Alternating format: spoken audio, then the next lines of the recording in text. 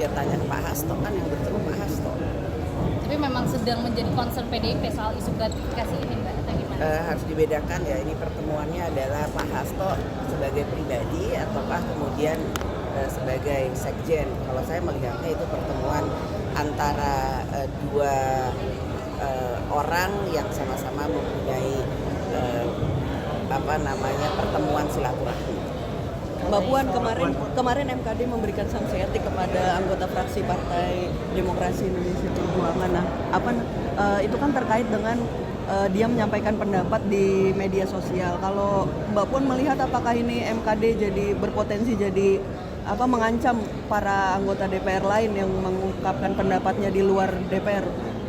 Anggota DPR mempunyai hak untuk berbicara, namun juga MKD mempunyai mekanisme untuk kemudian melihat apakah hal tersebut kemudian harus dicek atau tidak dicek, kemudian ada mekanisme yang kemudian melakukan sidang terkait dengan hal itu.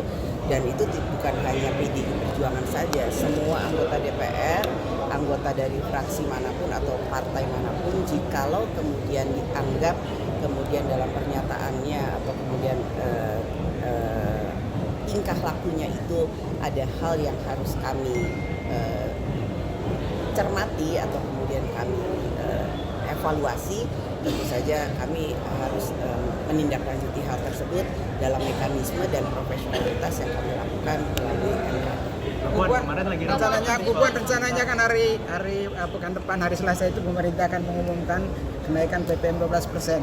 Sementara ini kan memang ada penolakan terhadap PPN 12%, bahkan pengusaha mengatakan kemungkinan bakal ada PHK besaran. Kira-kira tanggapan dari DPR sendiri? Kami berharap pemerintah bisa mendengarkan dulu aspirasi dari seluruh masyarakat, dari pengusaha, dari buruh, dan seluruh elemen masyarakat sebelum kemudian memutuskan hal yang sangat krusial ini. Walaupun memang itu sudah ditentukan dalam undang-undang, namun pemerintah juga berhak untuk kemudian mengevaluasi, karena kita juga harus melihat bagaimana aspirasi masyarakat dan bagaimana situasi ekonomi saat ini. Jadi kita lihat dulu.